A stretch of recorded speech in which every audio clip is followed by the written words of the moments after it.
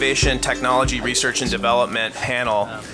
Really, this is the cool emerging stuff panel, so I hope you all stick around and definitely tune in. We're going to have a good opportunity to share various perspectives. We've got a distinguished panelist that I'll introduce in just a second.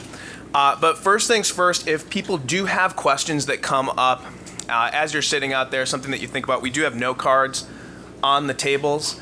That way you don't have to get up and shout. We do want to be cognizant of the fact that this is being live streamed. And very realistically, we want the folks that are participating out there in internet world to be able to hear your questions. And if you put them on this note card, they'll get shuffled to me up at the very end. But if you do write something down, don't hesitate to raise your hand, wave around the question. We know that there is a live stream watching party in Anchorage, Alaska. So good morning to the folks in Alaska. This is a truly national event, and I'm very excited about that. You can also tweet at NCEW 17. If you have a question, then they'll write it down and get it back up to me too.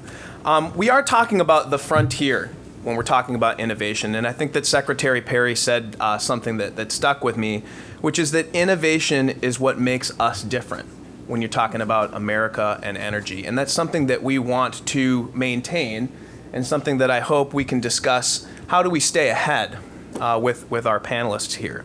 When you walked in, I hope that you all noticed that there were two solar panels kind of adjacent to the doors as you were walking in. And if you didn't see them, check them out. That's important. Those two solar panels were put up this morning by two guys in 20 minutes. That disrupts how solar panel installation can be done. And if it takes two guys 20 minutes, probably only take my fiance like 10 minutes or something like that. So there's opportunity there for even to do it faster. But take a look. If you didn't get a chance as you were coming in, many of you were in a rush and grabbing a cup of coffee, spend some time with those folks that are doing demonstrations downstairs, because that's where there are some of the great new ideas. You'll learn about a picnic table that's got solar panels on top, which is convenient, but could be an opportunity to have retailers be able to keep more people around. When you're talking about resiliency to disasters and response to disasters, people need places to sit and they need to charge their electronics so they can keep in touch with the world. That type of super distributed energy can be helpful. But there are other types of innovation that we want to be aware of too. When we're looking at hydropower, we think of the big conventional dams, but we'll need to think beyond that. Wave technology isn't as far out on the frontier as it was just a few years ago. I've seen interesting demonstrations of that technology being deployed, and when it comes to nuclear power, we'll want to learn what's new there too. Why is this important? Well, it's fun to buy the new stuff, but the other thing is that everybody is interested in seeing more innovation and seeing some level of federal funding for it. This past summer, Citizens for Responsible Energy Solutions Forum, my organization, we conducted a poll, and one of the interesting statistics was 75% of likely voters favor the federal government playing a role in the development and advancement of clean energy sources. So helping to keep us ahead. 75% of voters don't agree on very many things. But they do agree that innovation is one of the areas where it is worth spending some federal resource. And so we'll want to talk about what that means for the folks that are out there with the ideas. And then we want to talk about how do we support and further engage America's entrepreneurs. What are the interesting state level programs that can be beneficial to folks? Federal programs like ARPA-E, are popular, overwhelmingly popular, but still end up on the chopping block sometimes, and that can create a little bit of anxiety with some folks. And both Secretary Perry and Zinke, they talked about regulations. So we want to understand which are the existing regulations that might be barriers to entry, but also what's the situation where we need some regulation to create rules for the game. And create rules for innovation so that people can actually access markets. One of the great things about our country is that we've got a lot of energy infrastructure. But that's a barrier, too, to disruptive technologies because we've got a lot of miles of electrical cables running all over the place. So this is an important conversation, and I won't wait any longer to introduce our experts, but I'll start at the top of my sheet of paper, but with the middle here. Lynn Abramson, who is the Executive Director of the Clean Energy Business Network. Clean Energy Business Network is a group of 3,000 plus business leaders working across every aspect of the clean energy economy. The business network works to inform and engage those in the clean energy business leaders in policy issues impacting the industry to increase public and policymaker awareness of the diverse energy solutions that are out there. Lynn has managed CEBN for 5 years. She previously worked as a senior legislative assistant in the U.S. Senate on energy, natural resource, and transportation policy. Representing the Nuclear Energy Institute, we have Marc Nichol. He's the Senior Project Manager for Used Fuel Storage and Transportation. Mr. Nichol leads industry initiatives to address issues related to fuel storage and transportation, including criticality. Prior to joining NEI, Mr. Nichol worked at Toshiba America Nuclear Energy. He's also worked at Duke Energy as an engineer in used fuel management and in-plant operations. At the far end, we have Jeff Leahey, Deputy Executive Director of the National Hydropower Association. Jeff joined NHA in 2002. He monitors legislative, regulatory, and legal issues affecting the hydro industry and represents the association before Congress, FERC, and other federal resource agencies. Jeff also provides staff support to NHA's various committees and councils. Those are our panelists, but what I'd like to do next is allow each of them to introduce their organization and what the organization is really about in just a few minutes. Lynn, I started with you. If you want to start first. Sure, happy. Thank you so much for the introduction, and thank you for having me here. And I want to echo Lisa's comments earlier about how impressed I am with the work that CRES has done to put this together, and Thank you. Really appreciate being part of the steering committee for this event. The Clean Energy Business Network is, as you noted, a group of over 3,000 business leaders all across the United States and some abroad as well, some internationally, working in every sector of clean energy. And we work to promote policies that advance market opportunities for efficiency for natural gas and renewable energy, and a whole host of very diverse clean energy and transportation technologies that our members are working in. And one of the things that sets our organization apart is that while the members are diverse, they are predominantly representatives of small and medium-sized businesses. So I think we really provide a unique voice for those businesses here in Washington and around the nation. These are folks that often don't really have an opportunity to engage in policy otherwise.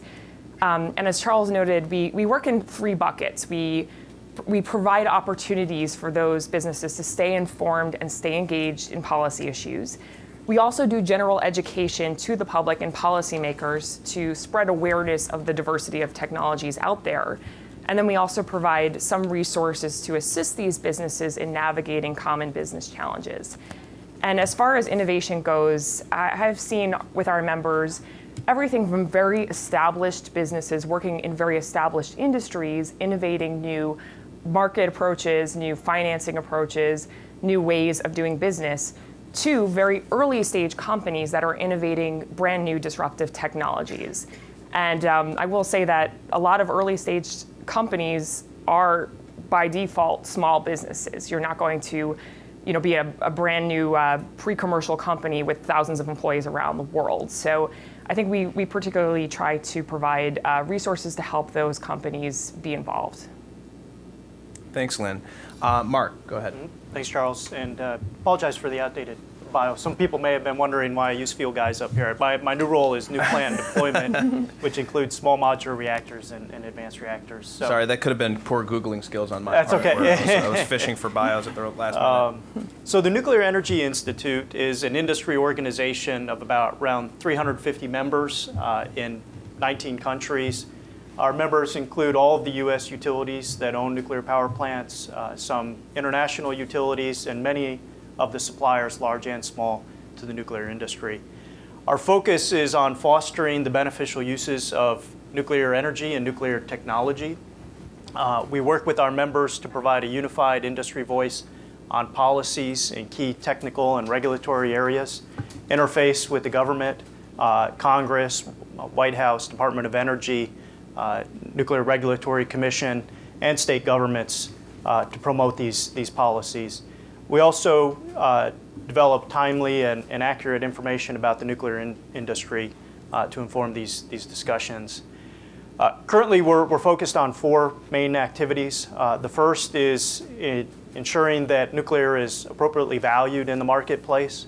The second is improving the efficiency of regulatory oversight. The third is enabling U.S. companies to compete internationally. And the fourth, the discussion of today, is innovating for the future nuclear energy technologies. And there's a lot of activity going on in this area. There's more than 20 companies in the U.S. that are developing designs for the next generation of nuclear reactors we call advanced nuclear reactors. Advanced because they offer improvements over the current generation in one or more of 3 areas: performance, safety, and economics.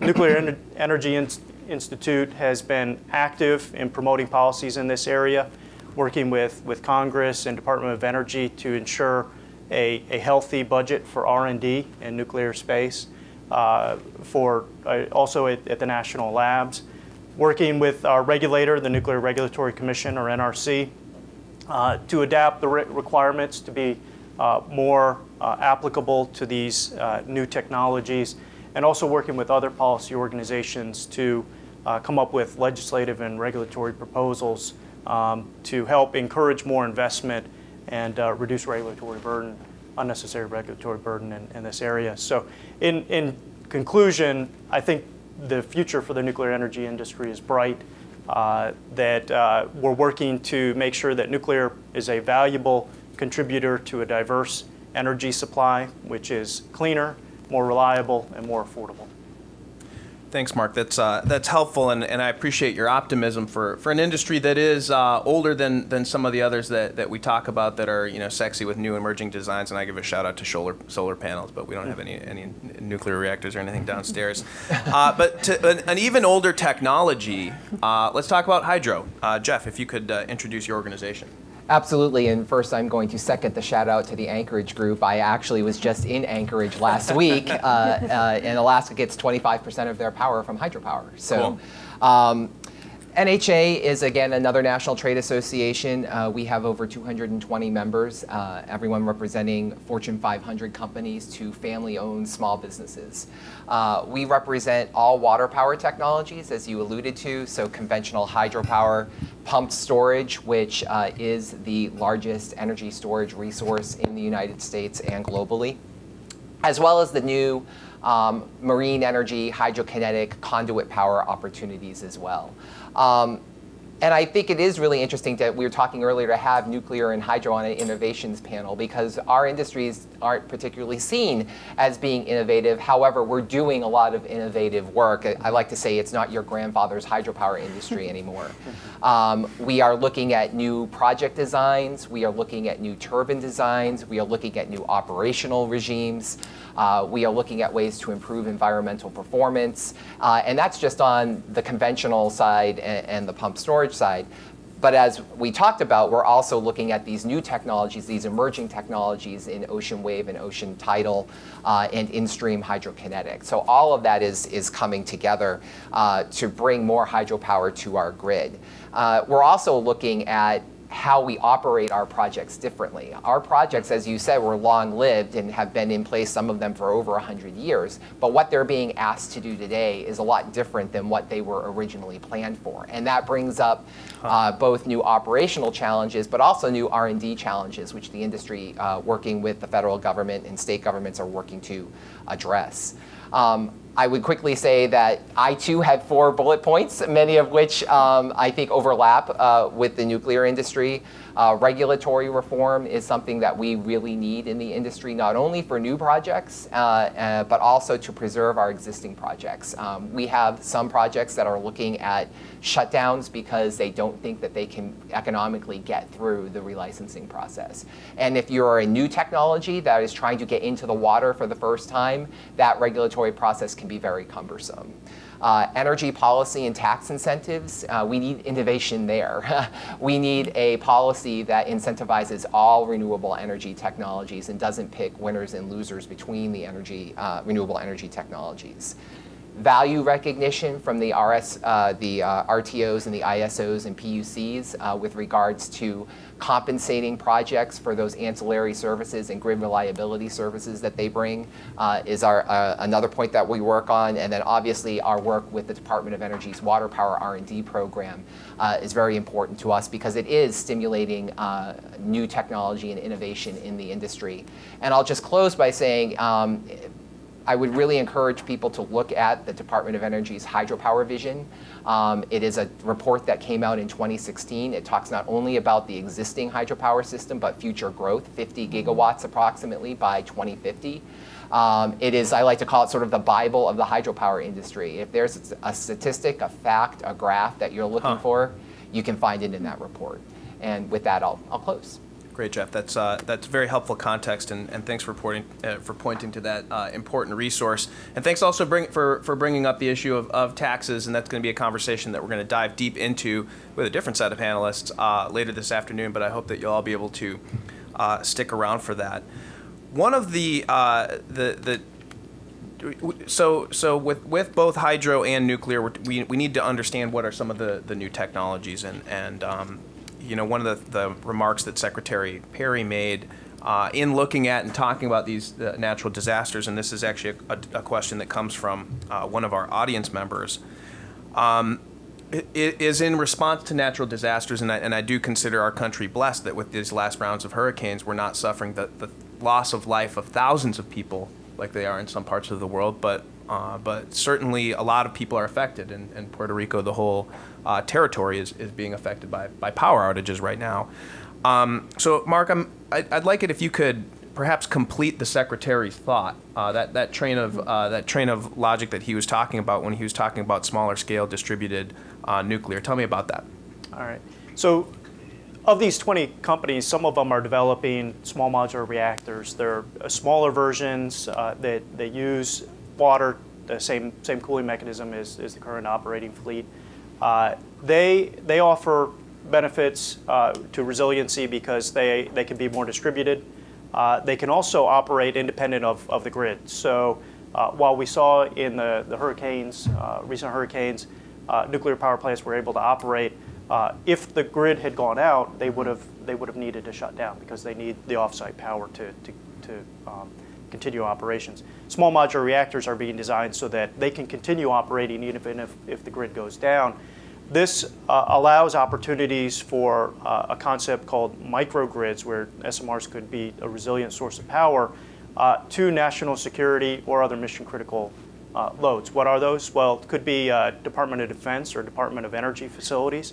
It could be things like hospitals, IT and communications infrastructure, and emergency response infrastructure to continue providing power to those resources even as the grid goes out.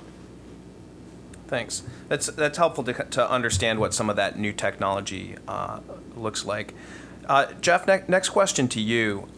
You talked about adaptability in terms of some of the different types of new hydropower technology that are out there, and I think that we have a good understanding and good characterization of what some types of fossil fuel can be used for. When we talk about reliability and security, a big pile of coal is a big pile of coal, and that offers some people some security. But there's a totally new energy landscape out there. Could you provide a little bit more detail in terms of what you meant by the adaptability of the new types of technologies that you're seeing?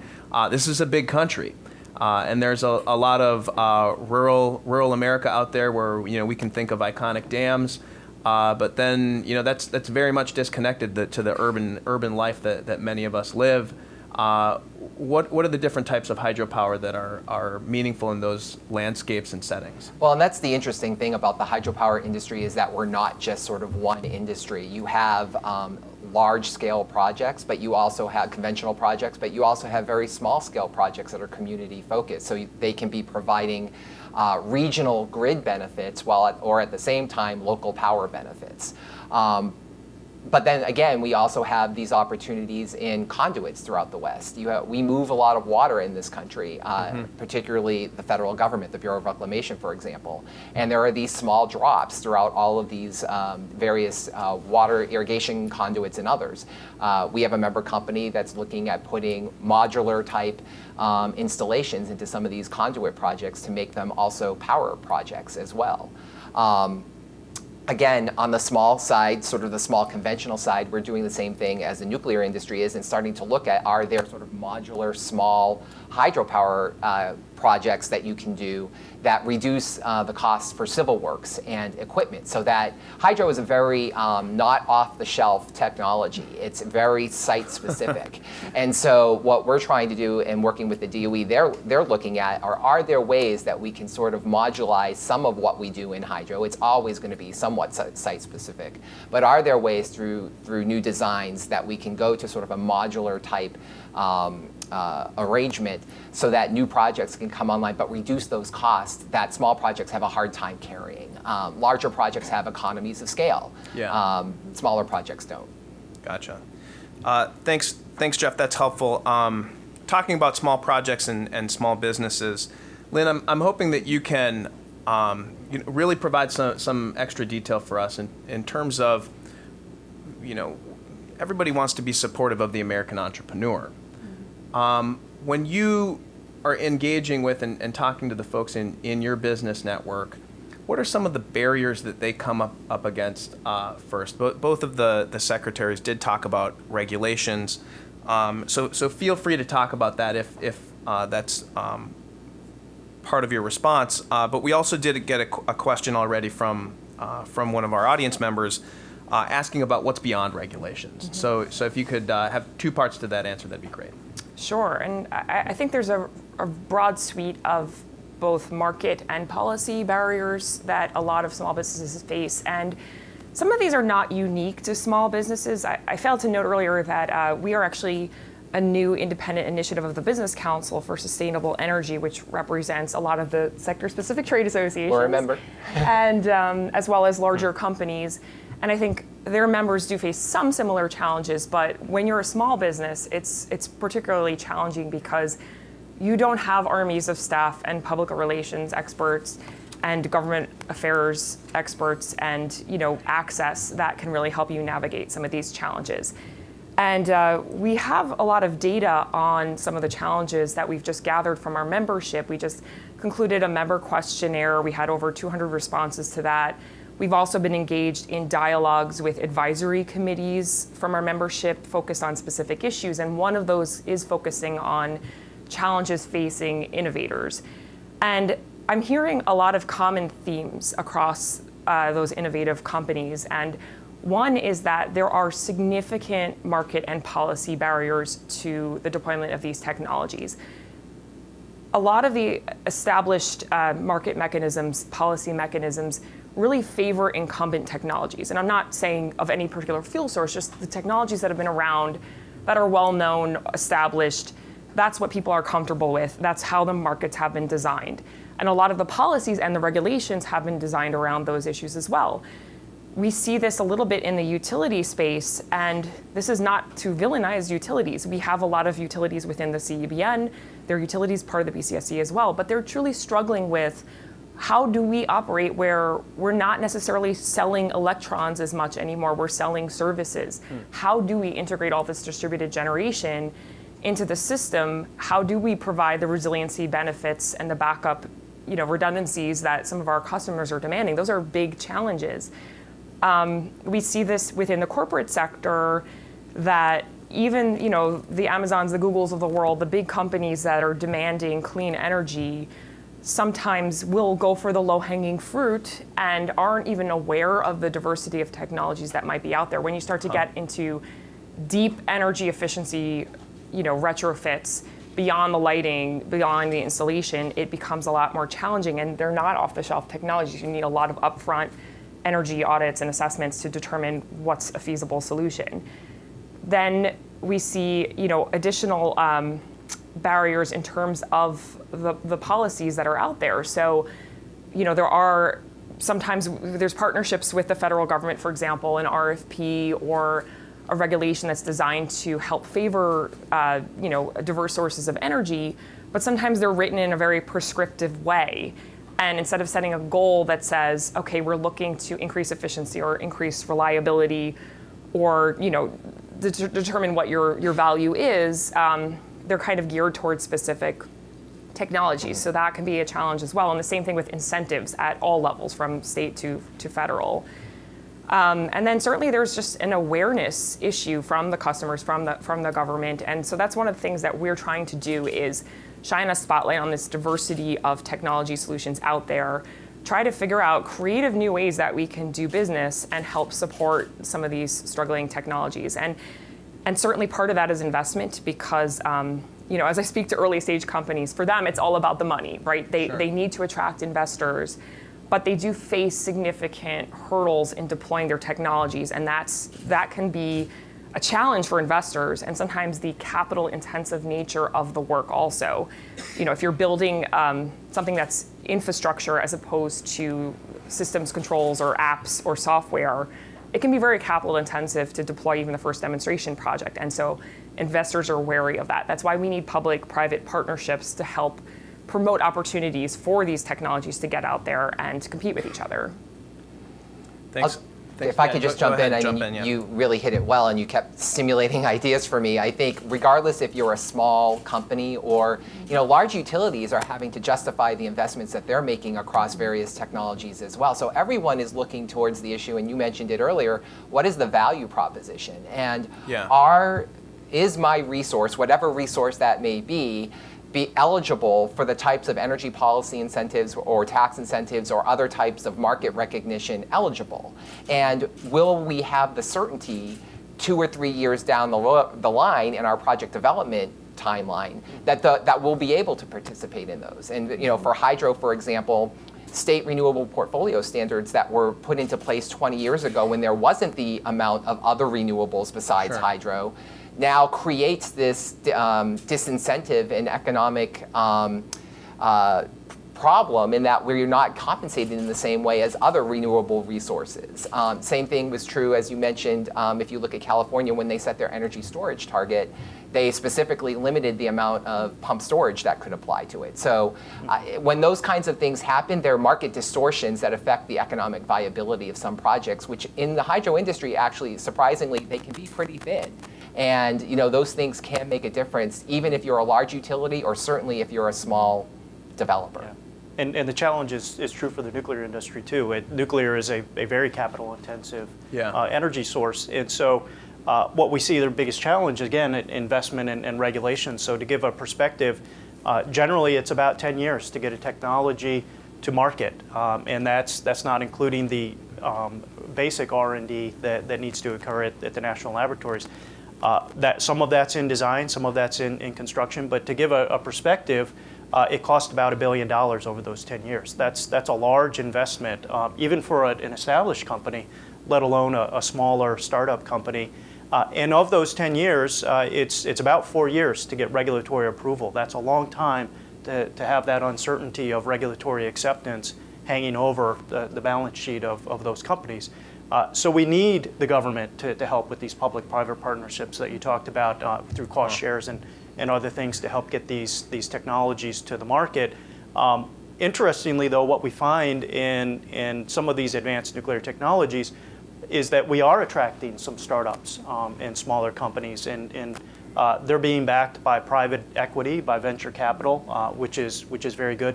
But nonetheless, they're going to face these challenges, and if the government's not there to support and to help these technologies get to market, it's going to be difficult to get them there in a very timely manner. And we're competing in the nuclear sector. We're competing against international companies as well: China, Russia, state-backed and enterprises, which have the full backing of their government to help accelerate their technologies. So if we're not helping these companies in the United States, they're going to fall further behind these other countries as well. And so it's also important to provide incentives for the first movers, because what we find is that that the market does not provide the incentive to adopt new technologies. And so the customers are apprehensive due to the risk of the technology, regulatory risk. But what we do find is that there's a lot of customers that are interested in being followers, second, third deployers of the technology. So the conundrum and what we need to solve is how do we make sure that we can incentivize these first customers to step forward, adopt the technology, allow the lessons to be learned so that we can, through improvements, help reduce the cost of those technologies and make it more viable in the future. Thanks, Marc.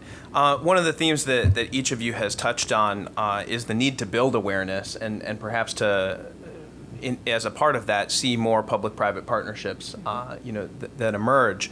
That's a difficult proposition, and I think that, well, in fact, it's part of why we're doing National Clean Energy Week, is to help build awareness for these different types of technologies and some of the issues that we're seeing. But I'm wondering if you can talk a little bit more about, where is that heaviest lift? Is it do we need to educate more, focus more on policymakers? We'll have a few, streaming in here throughout the day. We can pull them aside and bend their ear, but I think that many of them have been self-selecting in terms of who came. Do we need to focus on the general public? I go home and I turn on the light switch and the energy comes on. Is that a problem, that people don't think about where their power comes from all that often?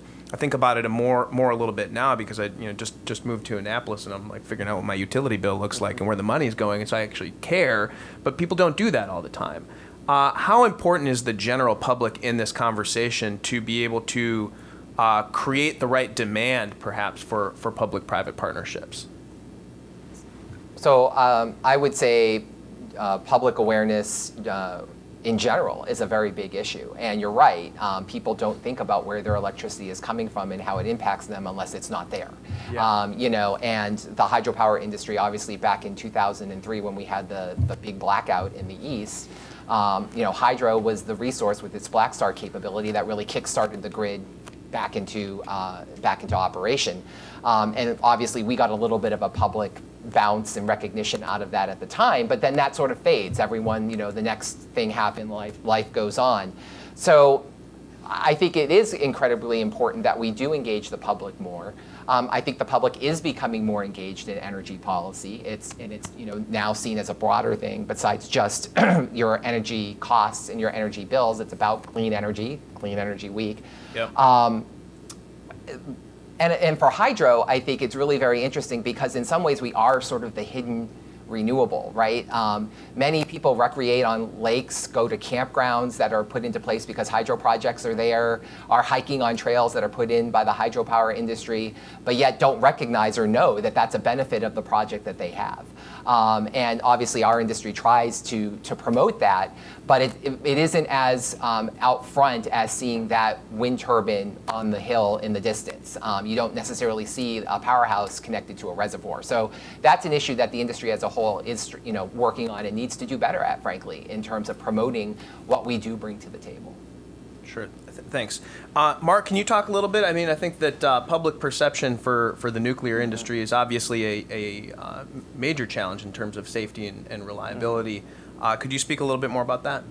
Yeah, public perception is very important to the nuclear industry, and actually we have, when we do our polling, we find that there's a large portion of the American public that supports nuclear power, recognizes the safety record, recognizes the clean air benefits of nuclear power, and is very supportive. And what we actually find is that the local communities around our nuclear power stations are the most supportive of nuclear power.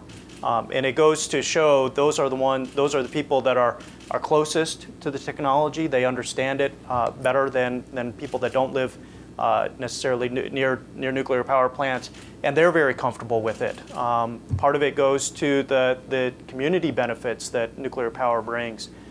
We pay a large amount of taxes, local government as well. A lot of those taxes go to the school systems, the roads, the emergency responders, police, fire, and those sorts of things. And so there's a large economic benefit as well to the communities.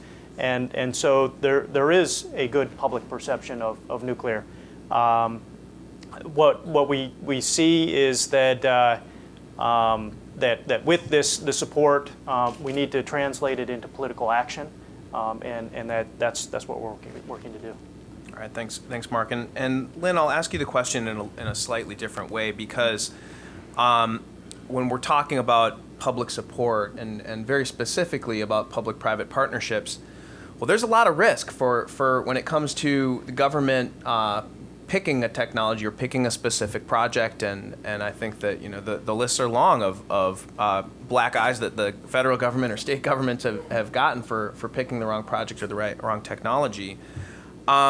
So there is some risk there, but obviously there's a tremendous value when there's a public service that's there. You mentioned procurement actually as one of the areas where we do need to be looking at. That's where one of the federal government is the biggest employer and one of the biggest consumers that we have, and so creating some additional flexibility.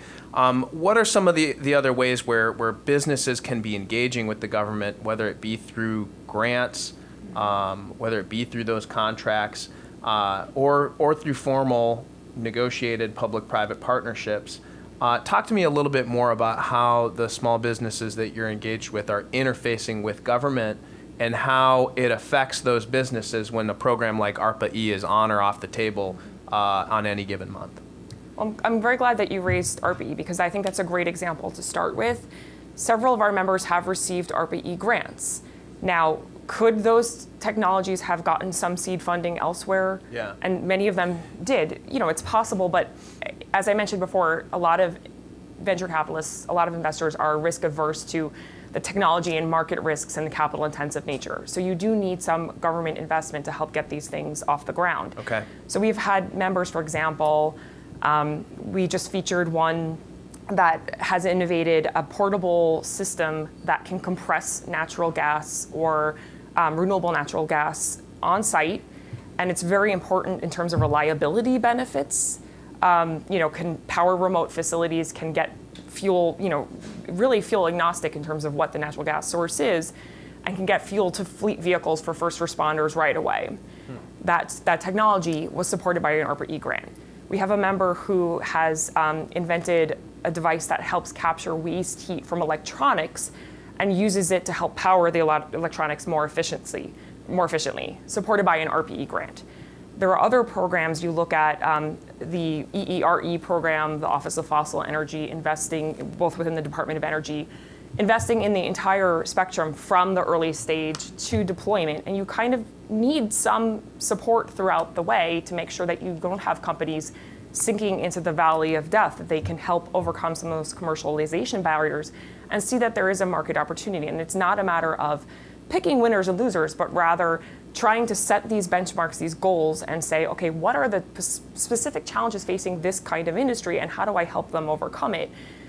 So we've seen very successful examples there as well. And then there's also the partnerships with the national labs, which are such an important resource for a lot of companies. The expertise they can provide to overcome technological obstacles. And they also are increasingly, we see, for example, at Argonne National Lab, as well as Lawrence Berkeley National Lab, partnerships now with the business community too, to help businesses commercialize technologies that they've developed in partnership with lab scientists is incredibly important. Mm-hmm. And so, for example, we have seen examples of a member who has developed an innovative battery technology in partnership with researchers at Argonne. And those partnerships really do make a difference in getting those technologies off the ground, but then helping them move through that valley of death that I described. Yeah. Well, and just to connect a couple of thoughts that were made here too, I mean, it's also about international competition and the importance of the DOE in what they do. Mm-hmm. As an example, in the wave energy, ocean energy, marine energy space, there are countries, Great Britain, China, others who are spending much more on ocean energy technology development than currently we are. Right. The DOE is doing a great job with what it has, but comparatively speaking, are we going to make those American technologies that we can export around the world, or are those going to be developed in other places and then we're going to import? Mm-hmm.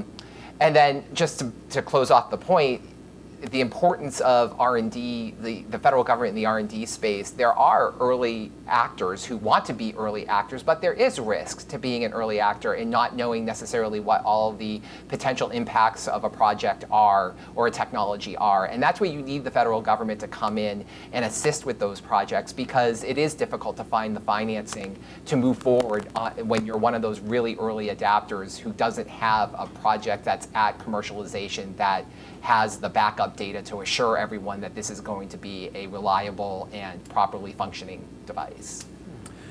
Jeff, you mentioned foreign competition, and we know that the administration is interested in energy dominance. Let's talk specifically about exports. When I think about what hydropower looks like, and you've helped to change that mindset a little bit. How do we export either these technologies or the human capital in terms of consulting in other countries? From how important is that? And Lynn, I don't know if you want to start in terms of when the small businesses that you're looking at or medium-sized companies that you're working with, how important is that global market when they're trying to analyze who their customers are? It's incredibly important, and I'm actually surprised sometimes to learn how many of our members do export to customers overseas. Yeah. And in fact, one of the things I often hear is that they see greater market opportunities overseas. And that's something that's concerning to me from a US policy standpoint. So some of the attitudes overseas and the government embrace of innovation, of opportunities for distributed generation to bolster and work in conjunction with grid are greater. And so we have members, for example, working with waste heat to power, which is when you capture waste heat from an industrial process or off a boiler, use it to generate electricity. Seeing they're producing materials here in the United States for export overseas. We have one member recently acquired by a German company because there's just such a great opportunity in Germany for this technology, in Europe for this technology. We have other members who have innovated technologies that are then sold, there's an M&A, they're sold to a foreign company. And that's concerning to me because we have so much innovation with the universities in this country, the national lab system. It's really unprecedented, the level of innovation occurring here. But we are at risk sometimes of seeing those technologies commercialized elsewhere and deployed elsewhere. So we have to make sure we don't have a brain drain from this country and that we also create market opportunities at home. And Thanks. The international market's critical to the nuclear industry as well, and a lot of the same challenges. So when we look at the U.S. market for electricity, most of the markets are either low growth or no growth. And so what we see is the biggest demand is international. And so it's extremely important that we supply to the international. It brings jobs back to the United States. Also helps with the U.S. leadership in nuclear technology because supplying U.S. supply to these countries help set the standards for non-proliferation, safety, security in the nuclear space. The competition we're up against, mainly China and Russia, state-backed enterprises, to give a comparison, and the projected new builds of nuclear around the world, those two countries, China and Russia, make up over 65% of the supply. The U.S. is 7%. We're not in a leadership position in that situation, and we need to regain that. So how do we do it? Well, we have challenges with being able to export our technologies. We have a large, complicated export requirements regime. We also don't have as good of export financing as what the other countries have. And so we need a much more concerted effort, especially in the policy space, these public-private partnerships, to be able to make our U.S. companies more competitive internationally. And I would just add that I appreciate the fact that you talked about sort of engineering and consulting and that side, sort of the analytical side of it as well, and not just the manufacturing, though obviously the manufacturing of equipment is very important. But I think that is also, too, the forgotten side. I mean, the U.S. is a world leader in the modeling and analysis and engineering that goes into constructing projects and also looking to mitigate impacts and everything else. And we are working overseas on a lot of other projects, but I think that's an important part to remember as well. manufacturing is obviously very important, but there's also that sort of other side to it that people don't always remember, that there is these sort of sciences and analytics side of it too. Yeah, absolutely. There's a lot of technical capacity and know-how and savvy that's really critical to all of the technologies that we've been talking about. Before I ask the next question, which is actually related to this, just a quick reminder: if you do have any questions, jot it down on a note card or send it out by Twitter. Staying on that subject of intellectual capacity, brain power, and keeping our position. One of the questions that we did have that was submitted earlier was generally, how are we doing in terms of educating future leaders and engaging with university students to innovate in energy and be educated and perhaps take some of these jobs that seem fun, I feel like this is a softball to me because, as you well know, there was a Republican Policy Committee hearing yesterday about it was on the card, so it's, about the hydropower industry and millennials, and how are we attracting the next generation of electrical engineer, civil worker, skilled tradesperson. That's the great thing in the hydropower industry, is there's such a wide variety of jobs. But I do think that we, again, talking about awareness, particularly with the younger generation, that when they think renewable energy, they think certain types of technologies and don't always think about hydropower and the opportunities that are in our industry. And there are many, particularly as with in other industries, we are seeing a graying of the workforce, if you actually have hair. A graying of the workforce. People are heading into retirement. There is that brain drain that is potentially happening in these companies where experience is going out the door, and we really need to start preparing for that. And these are good paying, in many cases, as you talked about, in rural areas, very high paying jobs in our industry, which we want to attract that next generation. So we are working with universities to increase their engineering programs, for example, to look more at including hydropower curriculum in that. And NHA has partnered with NEED and other groups to start to go even further into the high school and elementary school level to support those programs as well. Wow, that's great to hear. Lynn, how are we doing? I think we're doing well. We do see a lot of innovation. We've seen, we've had some members. I think a good example is the DOE-supported Clean Energy Business Plan competition, which helps bring student-led teams of businesses in front of venture capitalists, in front of audiences where they can pitch and sort of refine their innovations, refine their business plan, learn, elevate them. And a lot of those then go on to also win ARPA-E awards and things of that nature. We've had some members coming out of that. We've also seen very talented staff taking over at some of the companies that are our members. But our members have reported that attracting quality staff with the right skills can be a challenge for them. And part of it's an awareness issue of just, I think as you mentioned, the awareness of technologies, that I think there's a lot more work to be done in educating the general public and stimulating an interest in going into this sector, whether you want to be the engineer or work in some other supporting way as the communications person for an energy company. Even if you are familiar with wind and solar, you're probably not familiar with the amount of innovation going on in there, from new solar inverters to offshore wind, to the biggest turbines that are operating more efficiently. And then there's certainly technologies. I mentioned waste heat to power, combined heat and power, fuel cells, geothermal. I mean, there's just so many, and the innovations in storage, in natural gas, that a lot of people are not familiar with. And I think we could do a better job of educating people, not just at the PhD level, but starting at the K through 12 level in the availability of these technologies. Because even if they don't go into the energy sector, they will be consumers of those technologies one day. That's a good point. Marc, when you think about nuclear and education, what are you all doing in this space, or how do you view the technical capacity of folks that are coming into your industry? Yeah, so we see strong interest at the college level for nuclear energy. A lot of students still going through the programs. A big attraction for a lot of those students is the innovation, the advanced nuclear technologies. And NEI has worked with university programs to help in those areas. I'll echo the thoughts of the other panelists on the K through 12, and that's where we see the need for more improvement in educating K through 12 students on the facts about nuclear energy and what it does and what it can provide. And I would just say, I don't know for the nuclear industry or others, but I know at hydropower projects, almost every single hydropower project loves to do tours.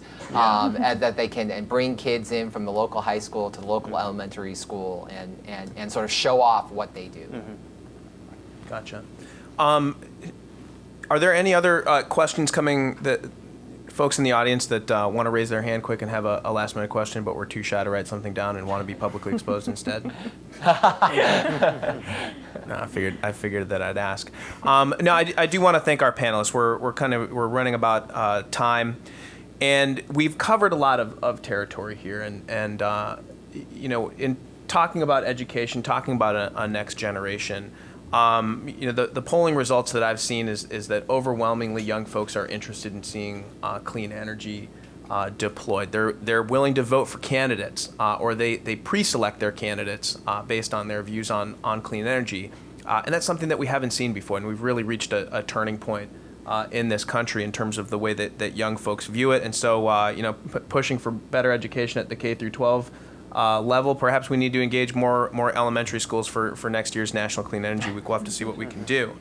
But I think that a couple of the things that I was impressed by is that international view, and especially with emerging clean energy technologies, that folks have an eye and view their market share here in the U.S., but really view what can be done abroad in terms of a business opportunity is something that I've taken away that's quite impressive. And I think consistent with how this administration would like to view the American attitude and position when we're talking about energy. And so I'm happy to hear that clean energy fits right in there. But also looking small, and that the old technologies were big and centralized, and that even some of those old conventional technologies that we think of when we talk about nuclear and hydro, that's not the case anymore.